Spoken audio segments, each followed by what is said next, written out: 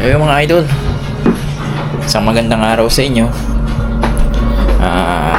Off natin ngayon kaya nod-nod lang tayo ng vlog ni Kong. Idol yun eh.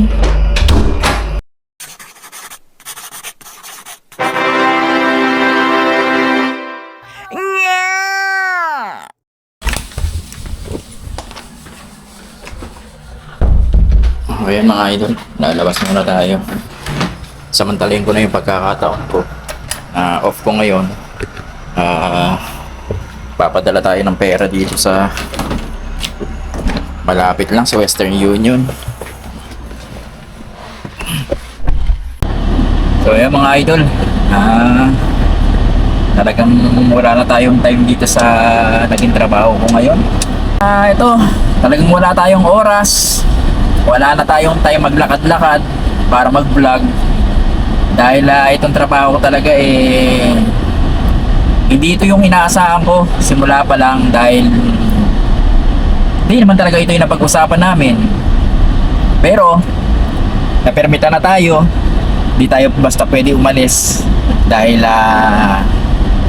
meron tayong 6 months permit na in-apply nila.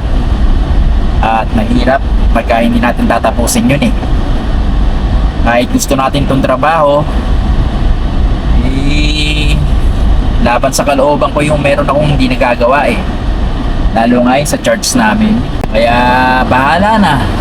Plano ko kasi mga idol na after ko ng 6 months dito, maghanap na ako ng ibang trabaho.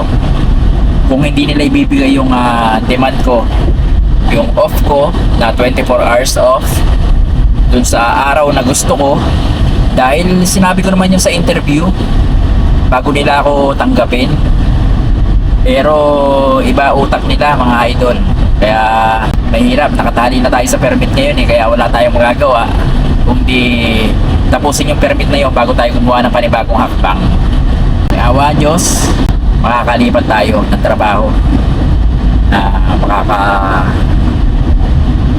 ganap tayo dun sa tungkulin ko sa church, at patuloy pa rin natin masusuportahan yung ating pamilya sa tulong at awa ng Diyos. Padala lang tayo ng pera ngayon.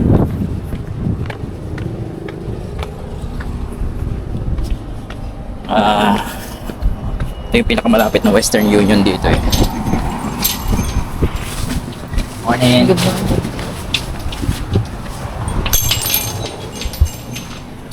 Morning.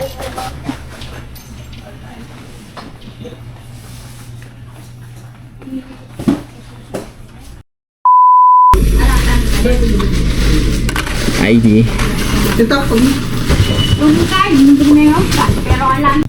Tayo sa Western Union dito sa West Bay.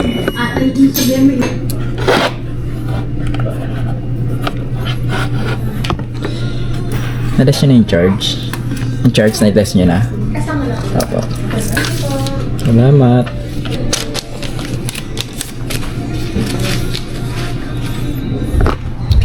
Bye. So yun, padala lang tayo.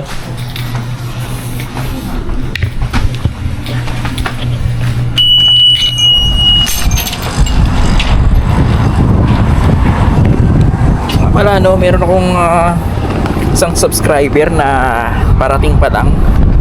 Alam ko dito siya sa Parson magkatrabaho eh. Ito yung magiging opisina mo sa West Bay. Idol, nakalimutan ko lang yung pangalan mo. Pero siya yan Parson.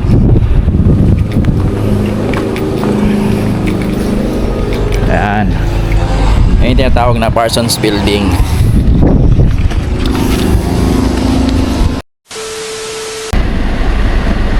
So ayan mga idol, papunta naman tayo ngayon sa butika. Ito yung nahihirap sa isang live-in caregiver. Off ko ngayon, pero dahil merong iutos at nandun pa na rin sa bahay, kailangan mong gawin. Kaya off duty, walang bayad. Agoy! Yan nga pala akong share sa inyo mga idol.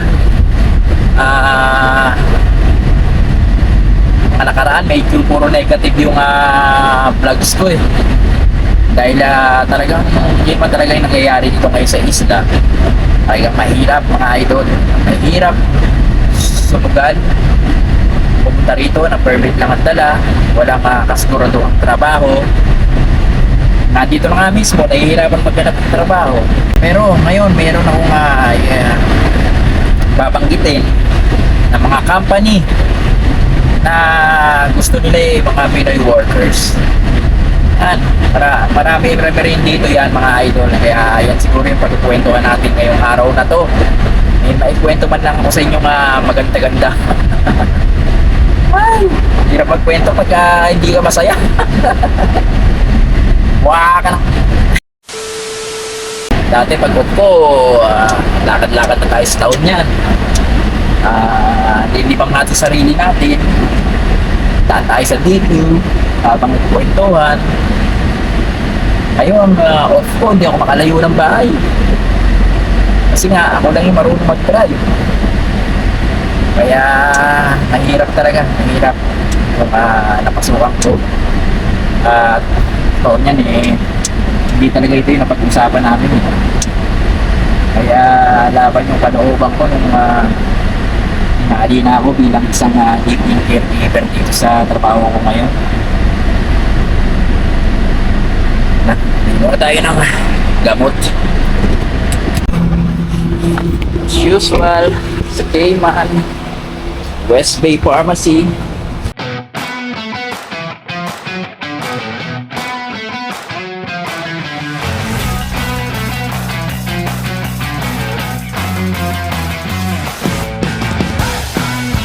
Ito naman pakay ko dito yung Crabble. Hello, good afternoon.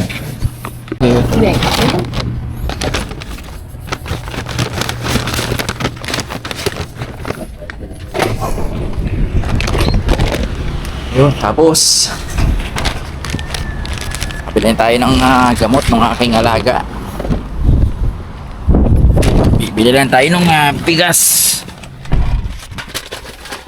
Hindi sila mahilig sa bigas, sa kanin, pero ngayon parang naghanap yung lalaki ng kanin, kaya nautusan ako bumili ng 5 pounds lang naman.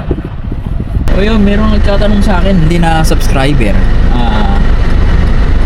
magkano ba yung sweldong pwede na dito sa Cayman Island bilang isang karaniwang manggagawa. Bilang isang karaniwang manggagawang gaya natin mga idol, siguro sweldong pwede na 1,600. Magkano na yun sa sa peso? Nasa 100 na rin, no? 100,000. Hindi mo nakikitain sa Middle East yun. Tayo namang mga Pilipino, karaniwang rota natin Middle East, Saudi, Riyadh, UAE, Dubai, di ba? Kaya pag na-operan tayo ng ganun 100,000, grab na natin yan.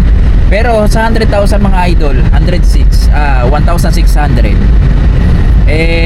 bawas natin din yung pang-upa natin na 450, ganyan, all in na yon. Bed space, yung mga pinakamababang upahan dito sa isla, 450.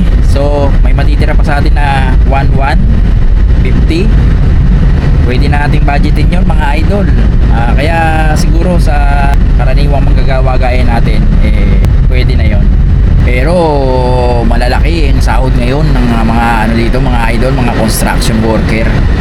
Dahil malaki yung demand ngayon ng construction worker dito sa isla Ang dami ngayong ginagawa dito, mga hotel, basta marami silang tinatayong establishment ngayon dito sa isla. Kaya sabi ko nga noon, 10 years from now, puro building na yung dyan sa waterfront.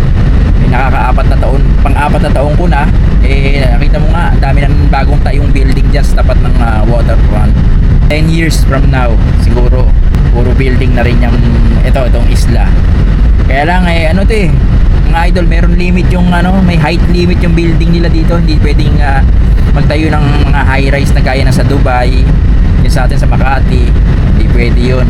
May limit lang yung floors kung ilan yung itatayo nilang building. So may natira silang $13 pambili ng bigas. Kasya na to. Tayo sa Macras.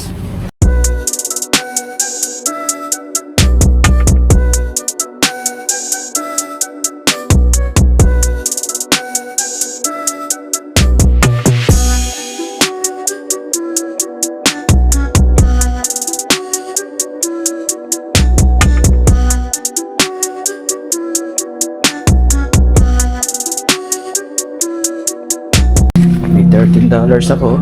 So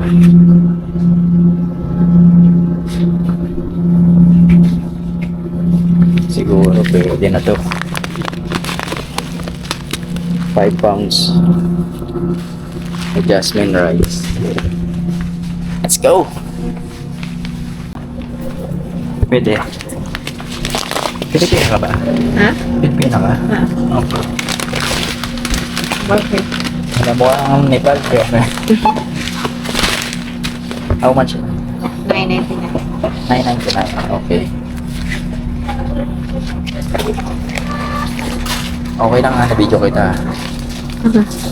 Makita ako sa Kaya sa YouTube. Sige, thank you. Salamat. Okay, bye-bye. Ayan, katunayang marami ng kabayan dito sa isla. Marami sila niyan, mga sa sales, sa restaurant. Marami tayong kabayan nagtatrabaho dyan sa mga ganyang field.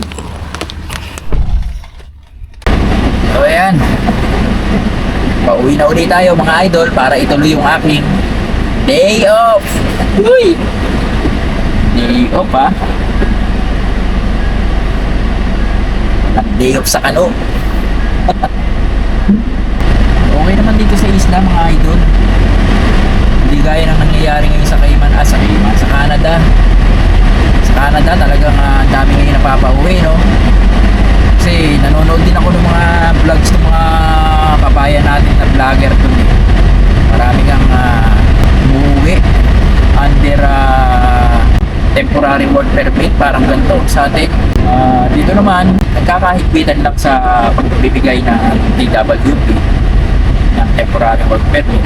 Kasi nga ginagawa ating negosyo ng iba. Meron talagang bumibili ng work permit lang dito. Walang trabaho. Sana nga makausap ko yung isa kong kakilala eh.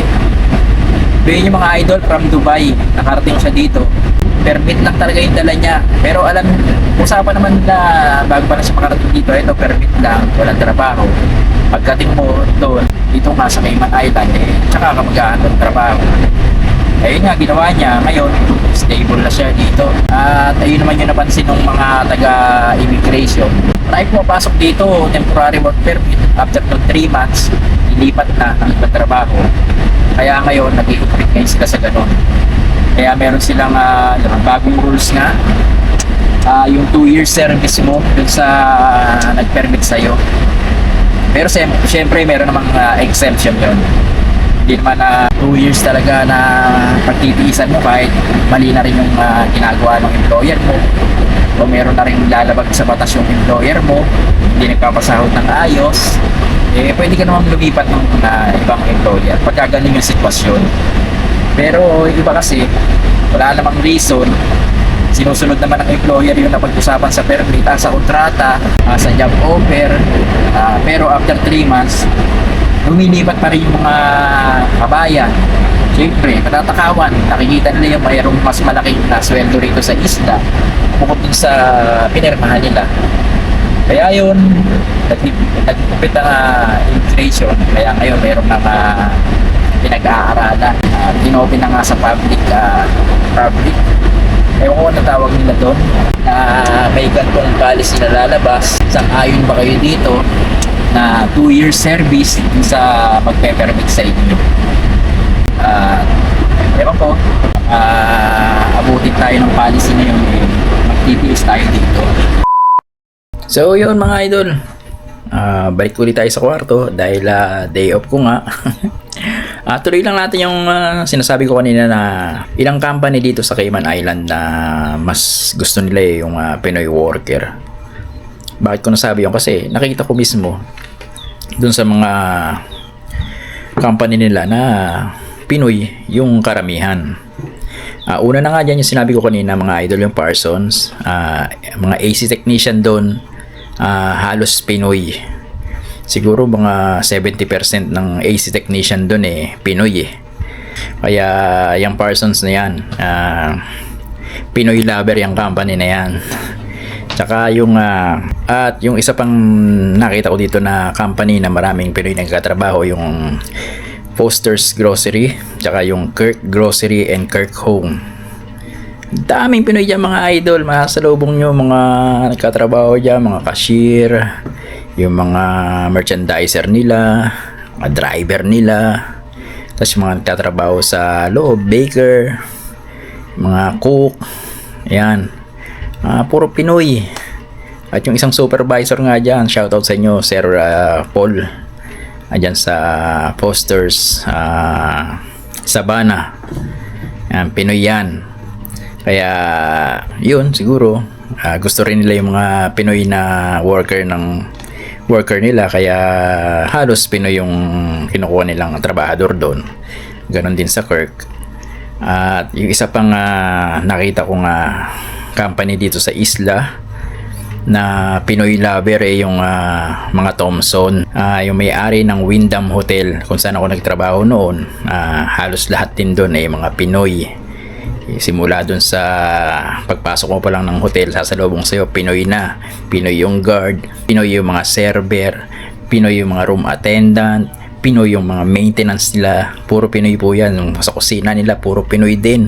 Kaya naniniwala ako na nakita nila yung sipag at tiyaga ng mga Pinoy sa trabaho, yung pagmamahal sa trabaho. Kaya siguro yun mas gusto nilang kumuha ng Pinoy worker kaysa dun sa ibang lahi na nandito sa isla.